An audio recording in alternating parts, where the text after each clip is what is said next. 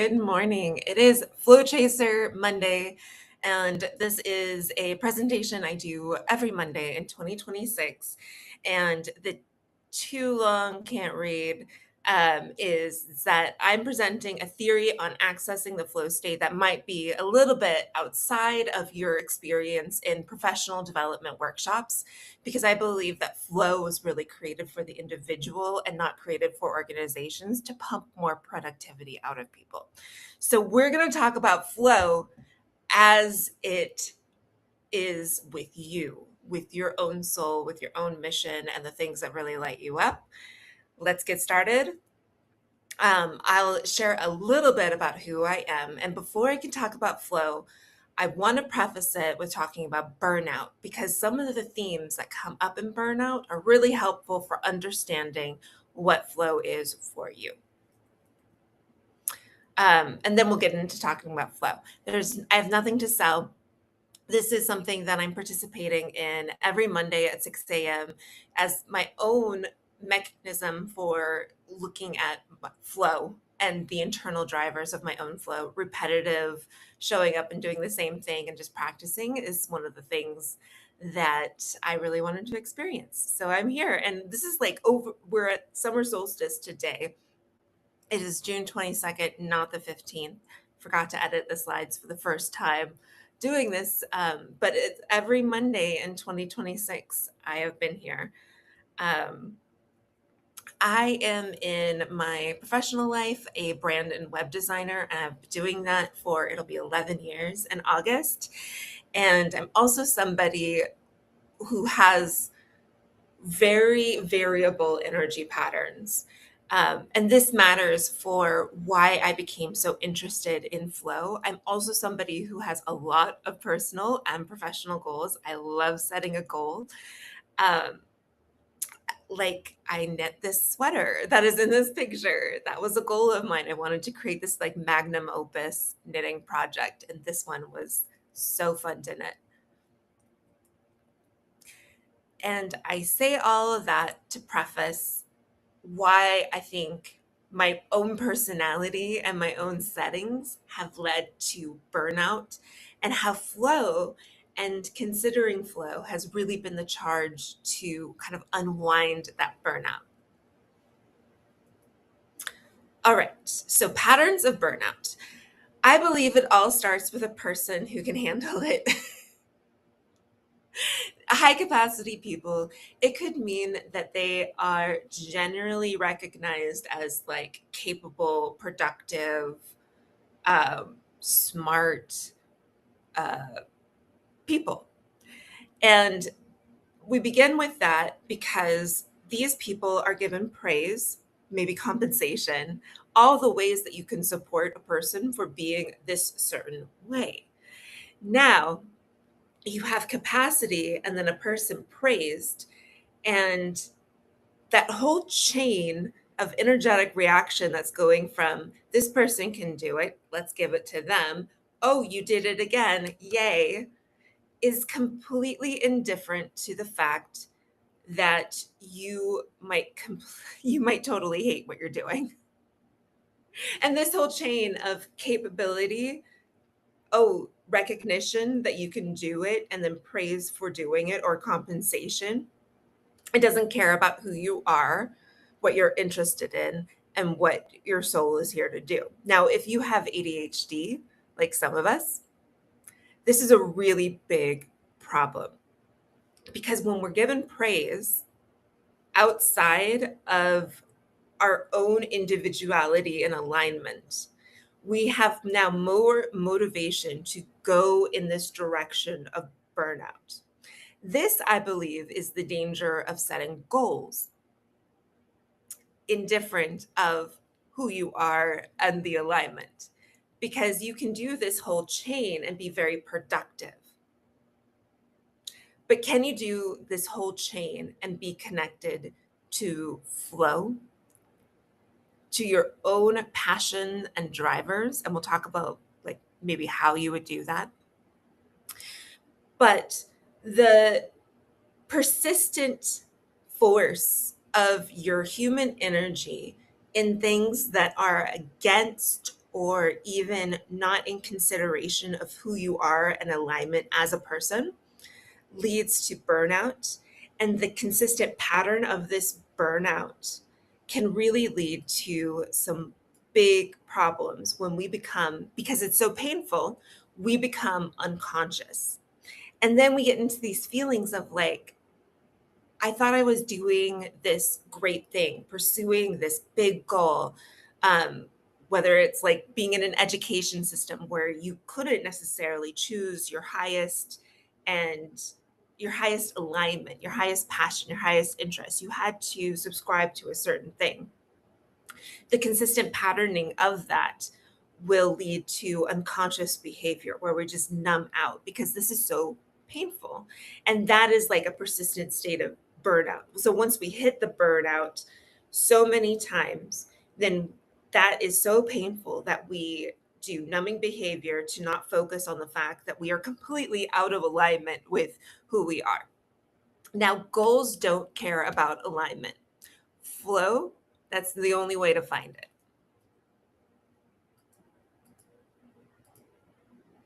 So now we get into chasing flow. This is the fun part. So buckle up. And this is why we talk about this on a Monday morning, because we can be so focused on our goals. And that is okay as long as we are also so focused in our alignment.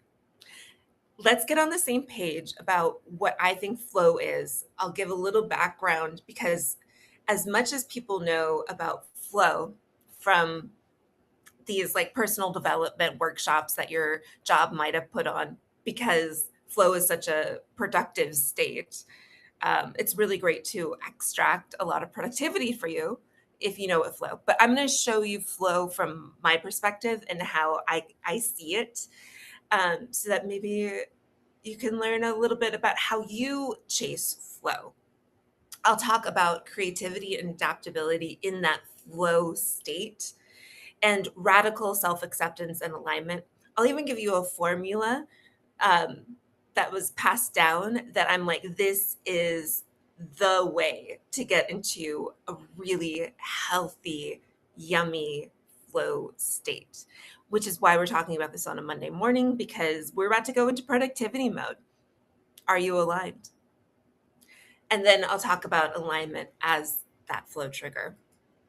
It's going to be fun. So, to get us all on the same page, flow state, or what we would say is a flow state, is this consciousness where time gets a little bendy, we're hyper like creative. There's a challenge or a question. We don't know what's going to happen, but we're rolling with it. Maybe we're in a group flow where that banter is really getting us to feel dynamic. I feel like improv or the the ideas of improv in our everyday conversations can really help have that like induce that flow state in that conversation. And then it's like the conversations that you have and like, oh my gosh, 2 hours just passed by. It felt like it was 15 minutes. So what I am conceptualizing the flow state to be is that we all have this comfort zone. And at any given time, our comfort zone could be really, really big, very expansive. And then sometimes our comfort zone is like very, very close and we're not open to anything. But whatever our comfort zone is, and this will vary based on how much sleep you get, like how many hugs you got as a kid. There's a lot of things that affect the size of our comfort zone, and it's not something that's like fixed. It's very much something that like bends and moves based on situations and things like that. But on the inside of our comfort zone is the place where there's not any questions. We 100% know that we are safe, that everything is good and comfortable, and that is always available in an access to us because this is like a mental state, and it's not necessarily conditional state on what's going on. And we know this because everybody is variable and every time is variable for every individual. So, towards the outside of our comfort zone is when more questions are presented. And when more questions are presented, it is because you don't necessarily know the outcome. If you know the outcome, it's not a question. You're in the inside of your comfort zone. But as there's more dynamics at play, you start to get curious. And curiosity is questions. I don't know what's going to happen. The undertone of that is there's an underlying safety. So as we go towards the outside of our comfort zone, we are experiencing flow. Flow does not happen within your comfort zone because everything on the inside of your comfort zone is 100% known. And flow takes advantage of the fact that you don't know the outcome to get into that hyper creative, hyper expansive, time bendy, feel goody state. And then we hit the dysregulation zone, which is actually not the bad guy. It is the regulating factor of a flow state. The fact that a flow state ends is the juice of why a flow state is so good. Now, dysregulation sounds like a very scary thing. I'm thinking about when I think about somebody dysregulated, they're screaming, they're angry, they're like shaking. Um, Dysregulation, as it comes to what gets you out of a flow state, can be something super, super average. Like, I'm just not interested anymore. Oh, that's done. It could also be something more consistent, like I need to pee. Um, that is dysregulation zone. The only thing that I'm mentioning while I'm mentioning this here is that there's something that is happening that your regulation energy of the human needs to go towards. So if I need to go to the bathroom, if I'm in a good flow state, I can't stay in the flow state indefinitely. I'm going to need to go to the restroom.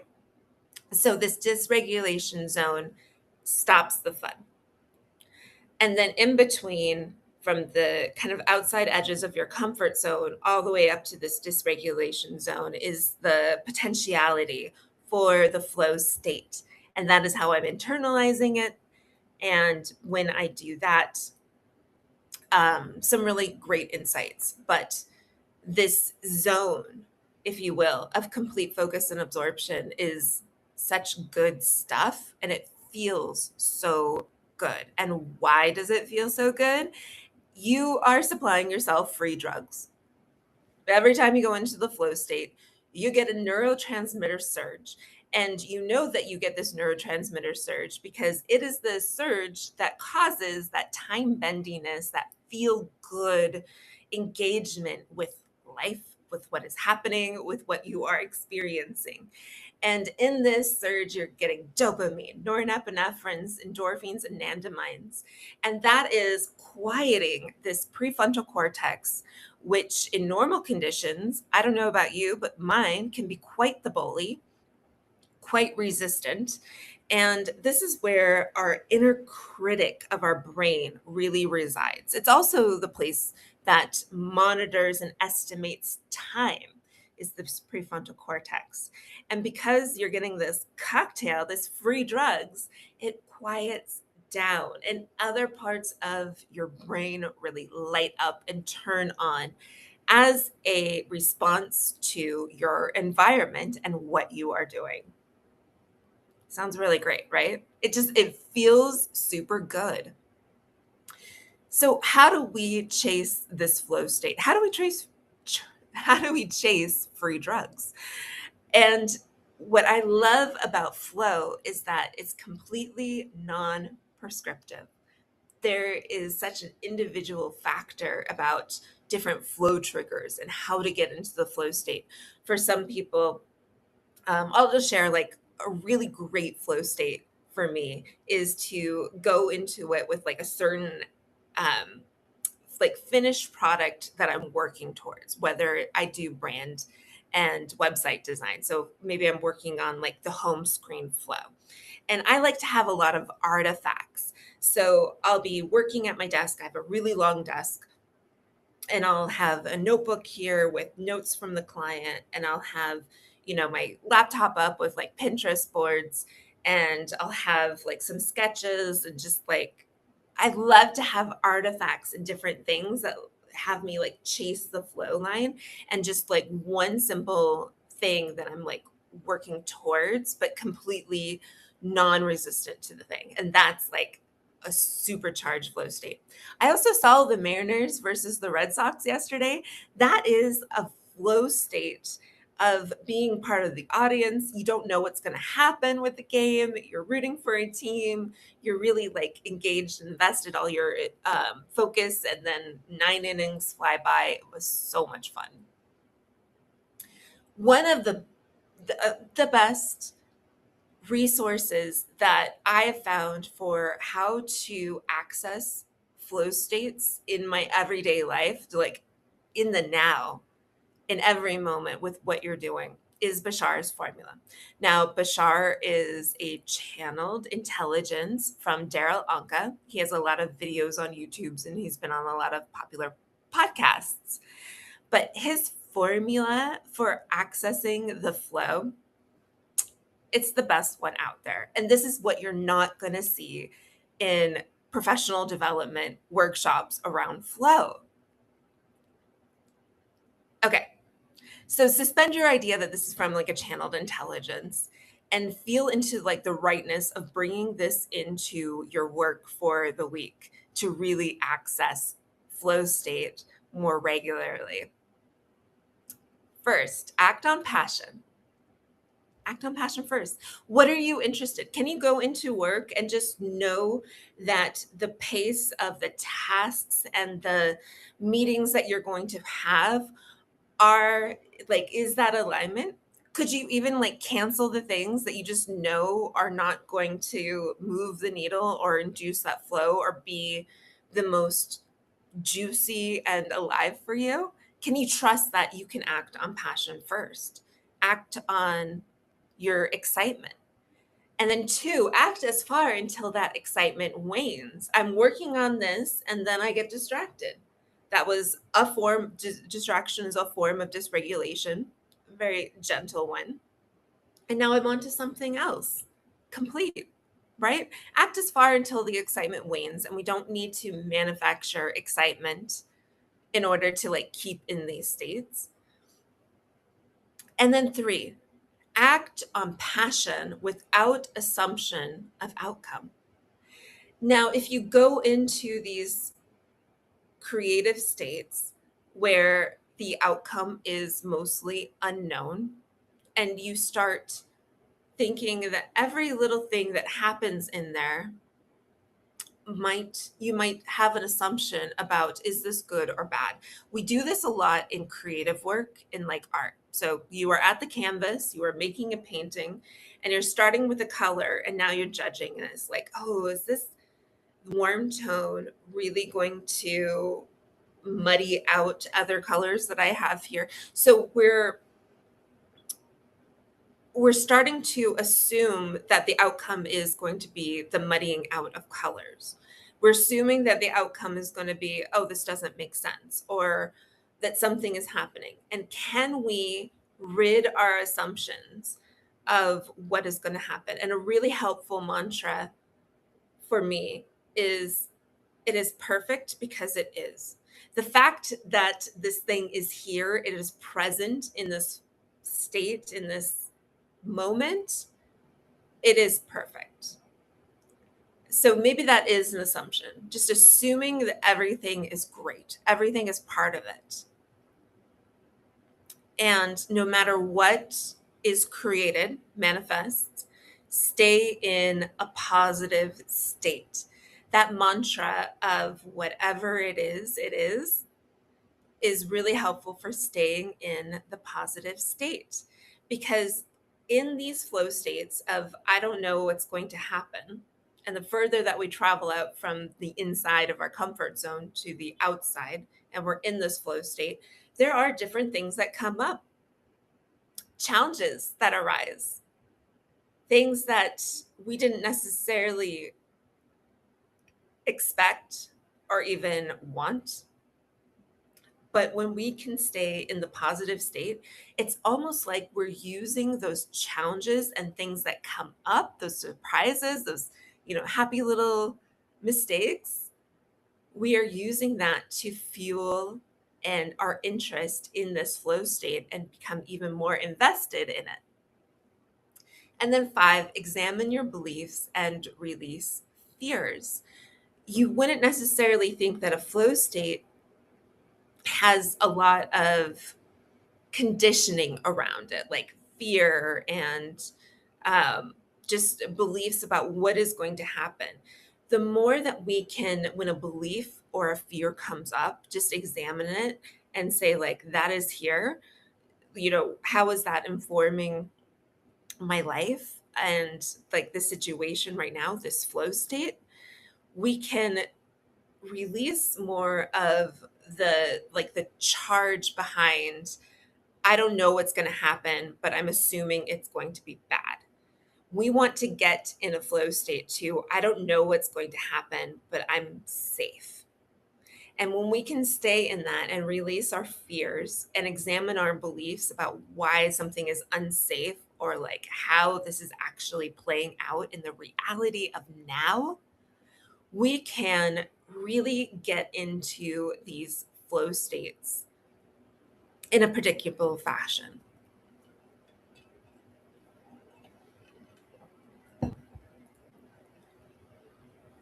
And I mentioned it before, but as we were in these like hyper productive, time bendy, feel good flow states, there are new challenges that come up. Maybe like in improv, someone just like throws something out of your way. There's like a new challenge. Those are actually flow triggers to stay in the flow process, because the one of the other things that can happen when we're in a flow state is that everything is resolved. We've gone from I don't know what's going to happen to I know what's going to happen because it's done or it's made or the conversation has been had. So it's almost like we return into our comfort zone, and that becomes the excitement waning. Maybe it's even like a form of just maybe there's like a dysregulation zone on the inside of your comfort zone because it's just our disengagement, because it's no longer a question. So these questions and these challenges that come up when you are working, when you're conversing, when you are watching the game and the team is behind, oh no, these become fuel to stay in the flow state. So, coming back to Bashar's formula, when things happen, don't assume that this is it. This is over. It's no good. We're all done, because these can be fuel for staying in these feel good flow states. Challenges are fuel. Another type of regulation that is super helpful in these hyper creative flow states is self acceptance and alignment.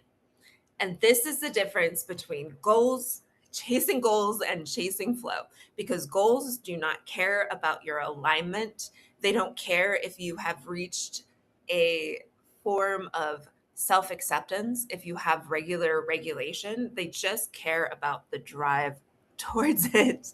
They just care about like the goal being accomplished. But flow is going to ask you to really invest who you are into the process and to accept the things that are happening, not as like a danger, but to stay regulated. And to stay regulated, this mindfulness practice, this self acceptance is key. Can you accept that when you're doing this work, when you're in the flow state, when you are chasing your passion, that whoever you are, your own stew of talents, experience, and challenges is worthy of acceptance and support? This is going to help you stay connected to that part of your comfort zone that is important for you. And it's also going to give you the base foundation for you to reach towards the things that are less known, more creative, more challenging for you than you've been in, than situations that you've been in your past, because you have this underlying foundation and belief that it's all good. It's all good with you, that wherever you are is perfect. in relation to flow, in relation to what you're doing and how your interaction. It's all good. So when we have that foundational support of tethering to our comfort zone, and we're accepting challenges as flow triggers, and we are really conditioning our comfort zones and our regulation to stay in these more hyper creative states, these flow states, this can expand our capacity to stay in the flow state when we're kind of like stretching it like a muscle. And the more access that we have to self regulation, the more ability we have to stay in longer, more engaged, more stressful flow states. But like, the good stress. I started studying flow. I mean, I've always been this really interested when there's been an article about like flow chasing and productivity. And I thought that there might be something missing between the consumer education. Just seems like it was very extractive. Like, we're going to tell you about the flow state so that you can really organize your productivity better to serve us. And when I looked under the hood of the more spiritual reasons of flow, how it was different than like setting goals or objectives, how flow really asked you to engage with your own alignment, your own personality, and then tethering that to a foundation of regulation in order to access these. And then, of course, like the free drugs and the feel good state, right? I knew that this was a subject I could check in with every single week and still be engaged and fascinated by. Thank you for watching this week, and I will be back next Monday at 6 a.m. Pacific Standard Time to do another Flow Chaser Monday. All right, have a great week, everyone. Bye.